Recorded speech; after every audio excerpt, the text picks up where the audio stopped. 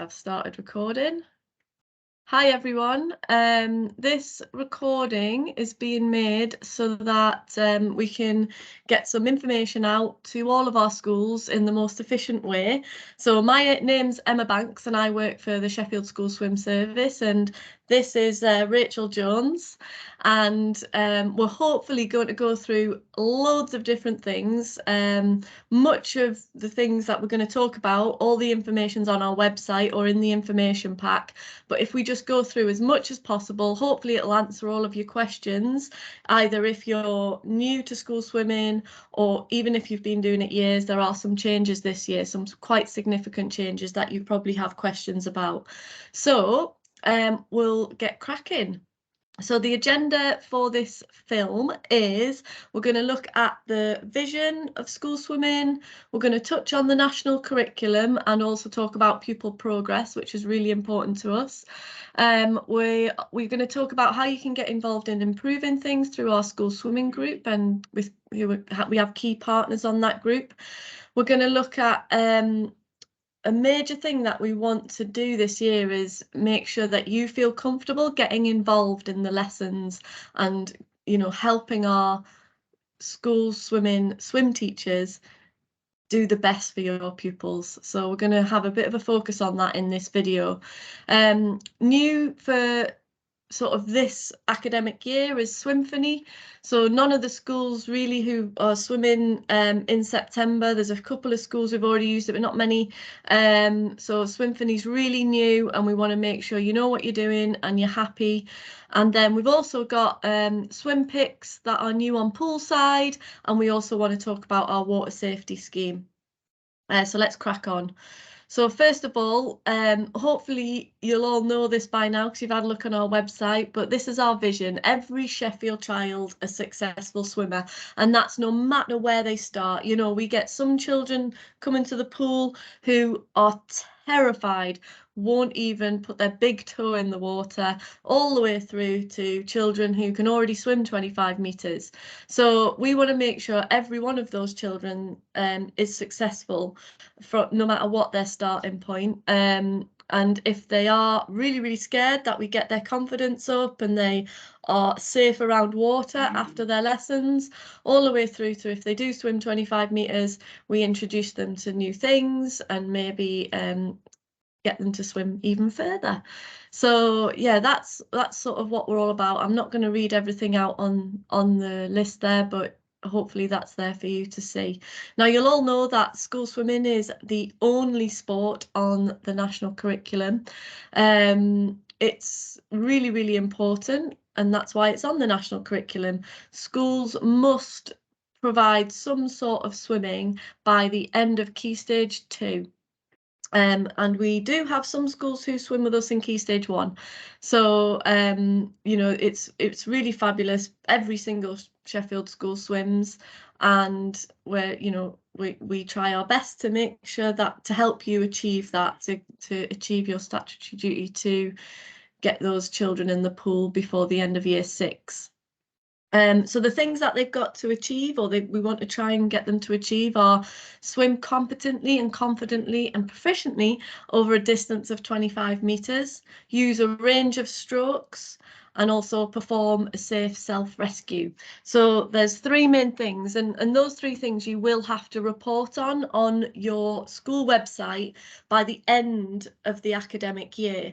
So this is normally the 31st of July. They give you a couple of weeks in the school holidays to get it on there. And we'll talk a bit more about how you get the information for that reporting later on in the presentation. So if we just go to the next slide. So one of the things we mentioned at the beginning was pupil progress. Now, this is really important to us. We want the pupils to come on day 1 and then by week 18 be much better than they were. That's the plan. And to do that, we know that there's 3 main things that affect that. And first of all, it's the quality of the lesson. So we work really hard to make sure our swimming teachers are well trained, knowledgeable, they get lots of different training throughout the year that we hope will impact pupil progress in a positive way.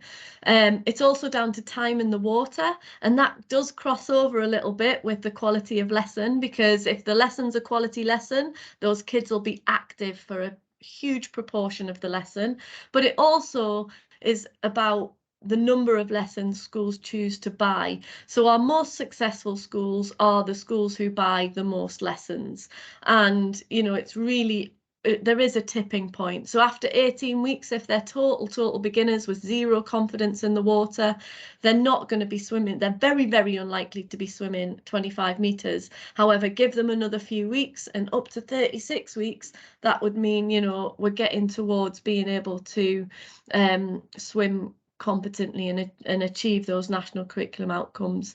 And the third thing is schools' involvement. So on poolside with parents, and there's lots of things we'll cover later in the presentation about how you can get involved to ensure those pupils progress the best they can, and to help us to in that mission really. So yeah, just next slide, I think, Rachel. So straight into school involvement. So one of the biggies is for you to communicate with parents as best you can. We've got sample letters on the website, but we really want to encourage parents to go swimming at the weekend. And if that's not possible due to money reasons or other barriers, then there's all sorts they can do. They can try on their swimming kit at home, they can blow bubbles in the bath, they can learn to get their face wet. There's lots of different things that parents can do. Lots of information on our website, so please have a look there, and hopefully there's some things there that you can give out to your parents to support them. The practice putting on swimwear thing you can also do in school. It sounds daft, but some children just hate the feeling of the armbands on their arms. They're not too keen on things being strapped around their chest with different types of flotation devices that we use. So just anything that you can do as a school to prepare them for the lesson is a bonus. So one of the things we'll talk about later is that we've switched over to an electronic way of recording attainment called Swimphony, and making sure information is uploaded onto that is key as well, to make sure that the first lesson isn't spent on admin, it's spent on actually teaching the pupils. We need teachers to make sure they have a look at the whole year and look at where your inset days are, your sports days, your trips, and make sure that they don't clash with lessons, because any lost time in the pool is likely to mean those children progress less quickly. Where there is a clash, if it's unavoidable, get in touch, because we may be able to help. There may be another session that we can swap you to that week, you never know, but get in touch, because it's good to tell us that you're not coming, but also we might be able to get that pool time back somewhere. Assist with the lessons either in or out of the pool. The gold star is a member of school staff in the water with your pupils, and this does absolutely wonders for progressing the pupils. But we know it's not for everyone, and if that is you, then please get involved on poolside.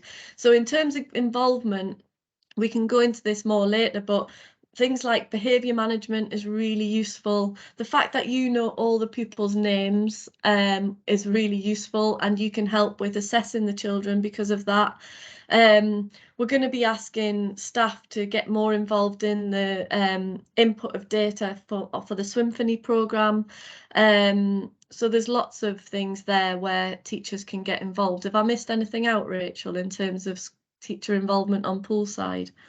No, I don't think so. It's mainly just trying to engage with our staff and to support and encourage pupils to help them progress.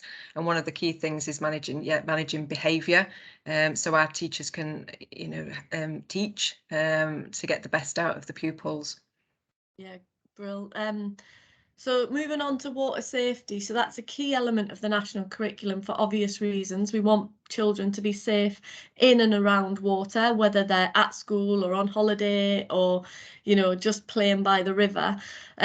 So this is a really important element for us. However, what we found was we were delivering this on poolside and wasting precious pool time to do the physical element of the national curriculum. So what's been developed by Joe Searle at Phillimore Primary School and the PESPA group at Learn Sheffield is that we've developed a water safety scheme of work that has links to cross-curricular links, but also links to national bodies that produce fantastic resources on water safety.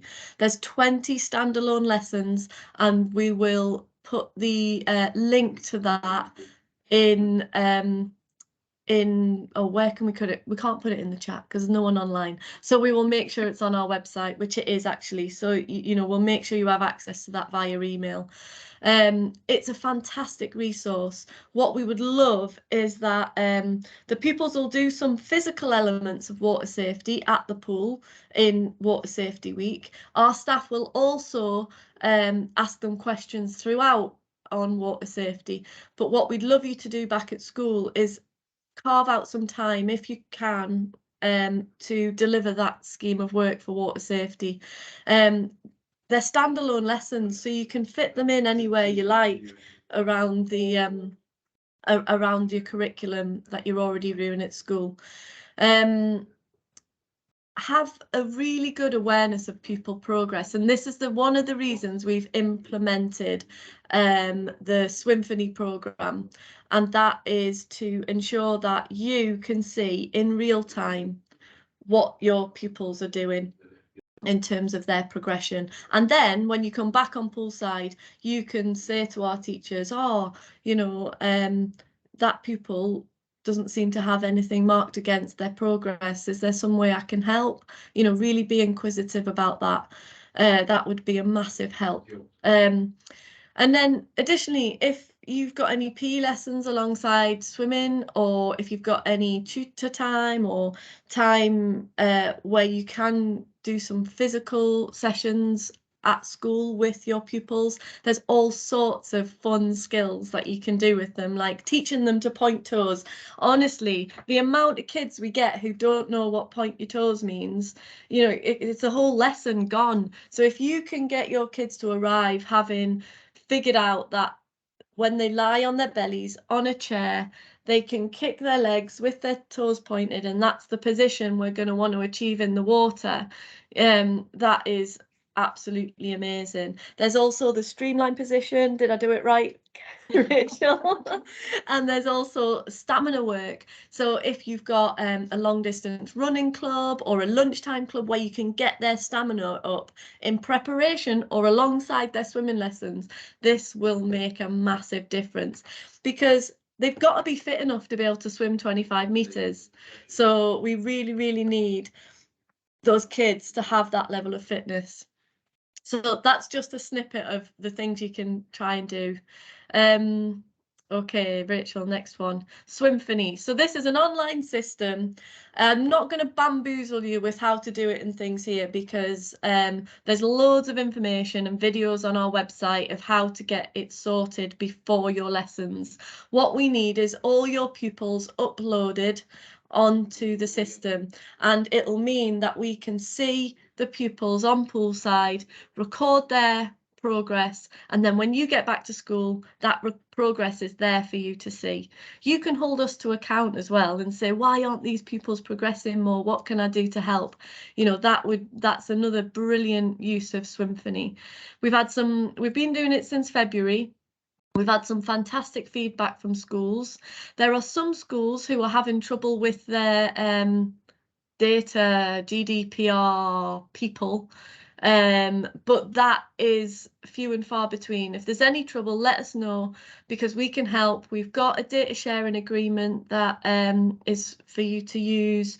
It's all really safe, it's encrypted and all that sort of, I won't say any more because I'm probably saying all the wrong things, but it's incredibly safe to do with GDPR. So yeah, is there anything else to add about Swimphony? Rachel? No, I think one of the most important things is to make sure that pupil data is uploaded onto the system and then linked to the right lesson, because we had a few schools in block 2 that put the pupil data in but then didn't link it to the correct lesson. So just make sure that you do that just to finish off the process. But it's quite, I think once you've watched the information, read the information and watched the video, it's quite straightforward to do. But if you've got any problems, you can email the support team at Swimphony directly, or come to either myself or Karen, and we'll be happy to help. Brilliant, that's great. Okay. Next thing. SwimPix. So it's I've got some loudness going on in the background. Can you hear it, Rachel? No, it's fine, don't worry. Okay, so we've got SwimPix on poolside now. So this is in response to us thinking, right, what we want is every lesson to be accessible to those pupils with SEND or other barriers to their education. And we realised that actually if we make our lessons fabulous for kids with SEND and EAL, then the lessons are going to be absolutely brilliant for everyone. So we have bought a SwimPix pack per venue, and what these are demonstration cards. They sound really simple because they are, and what we'd like you to do as a teacher is grab them, have a look at them, use them, remind our staff to use them. We're going to remind our staff to remind you to use them, and we're all going to work together to make sure the kids know what's going on. We all know that if kids are told what the learning outcome of the lesson is, they perform better. So that's kind of what these will help us to do. You know, if we're trying to teach them how to do a star float, sometimes getting that information over is really, really quite difficult. So these cards we're hoping will help. So please use those, give us some feedback, let us know what you think. Yeah, next thing. So we've touched on this, the water safety scheme of work. That's the link there, but it is on our website as well, so you will be able to access it easily. This is really, really important. We need schools to deliver this alongside their practical swimming lessons, and they are very easy to pick up and put down. So it would be great to hear from some of you about how you might be able to implement this in school, to give other people ideas about where to do it. So anything else to add about the water safety content, Rachel? No, we'll deliver 2 practical lessons within an 18-week block, where obviously as usual the children bring their clothes to practice and to feel what it's like to swim in clothes, but to also cover obviously the safe rescue. Okay. Nice one. Brilliant. Excuse me. Okay. And then I think so all of this and more is in the information pack, which is on our website. That's got the term dates and any cancellations, what to do if you need to cancel. There's a policy document in there. What to wear and jewelry are always big questions that come up, but you know, we don't want anyone not getting in the pool because they've not got the right clothing. For example, on Water Safety Week, we've had some children who've not been allowed to swim because they've not brought their t-shirt and shorts, but they have got their swimming costume with them. Totally fine, get them in the water, not a problem. We need that water time, so we've got to get them in the water at all, you know, at all costs. We need them in there if we're going to teach them to swim. We prefer you not to use mobile phones on poolside unless it's an emergency, and in the information pack there's also the emergency action plans. There's loads of venue specific stuff. Every single venue is different, so make sure you just familiarize yourself with that. Do we still have videos of each venue, or have they stopped now? No, they've been hard to do since COVID because of public being in the pool when we want to go in and record. But we do have the walkthrough video, the walkthrough information sheets on the website that provide you with information of what to do when you arrive at the pool, where to go, where they should change, etc. But again, any questions, just come and just contact us, and we'll be happy to help. Yeah, and if there's any children who want to visit venues before they go swimming, some children with SEND sometimes do, then, you know, venues are normally pretty open to that happening. Obviously not necessarily getting in the pool, but just to, you know, go and have a look at reception sometimes helps. So there's loads of resources within the information pack, but also on our website, and there's our contact details as well, which are really important. So I think actually we've got the contact details on at the end, but you know, just ring us. Please don't sit and suffer and think, oh, you know, this is not good, that's not good. Please get in touch, because we can't improve things unless we know. So yeah, let us know if there's anything. Now, transport. 70% we worked out today of our schools get transport to their pools, and we're in a little bit of a period of flux with this, because we need to renew a tender for the bus companies to tell us how much they're going to cost. But as you can imagine, times are very strange at the moment, and the cost of diesel seems to change by the week. So with all sorts of wider environmental issues going on at the minute, we've not got costs from our transport companies for September, but that is coming. As soon as we have them, we will communicate those with schools. But what I would say is they are going to be increased, but everything is, I guess, at the moment. So yeah, watch this space when it comes to transport and which company you are going to be transported to the pool by. One of the things that's worth noting is that as soon as we know which company you're traveling with, we will let you know and give you their contact details. If the transport doesn't turn up, or it's late, or you're worried about where it is, then it's best always to contact them direct in the first instance, and then, you know, make any complaints through us. That's fine, because we want to deal with those. And this part of the school swim service is as important as other parts, because this impacts on pool time and how much time those pupils are in the pool, and therefore their progress. So we're really bothered about getting this right. So yeah, do come to us with any, you know, anything that's working well, anything that's not working well. And but in the first instance, if a bus hasn't turned up, ring them first, because they're the quickest people to be able to help you. Nice one. Next one. And then we've got a question and answer session happening on Thursday, the 1st of September at 2 o'clock. We'll record that session as well and put that out to everyone, so that you know, if you can't make it, then at least you've got some of the answers to other people's questions. But we're hoping that this video has helped you to you know, help to answer the questions you've got buzzing around your head at the minute.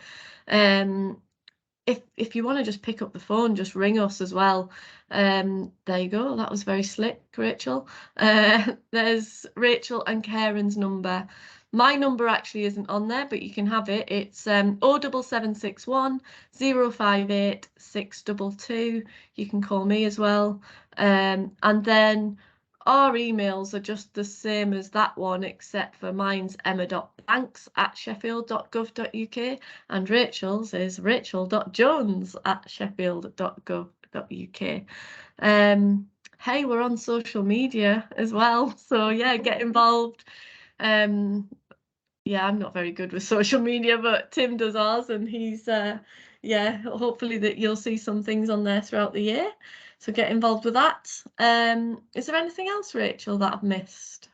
No, I think that's it. Yeah. Well, I hope that's answered lots of your questions, but like we said, pick up the phone, get in touch, and we'll see you in September.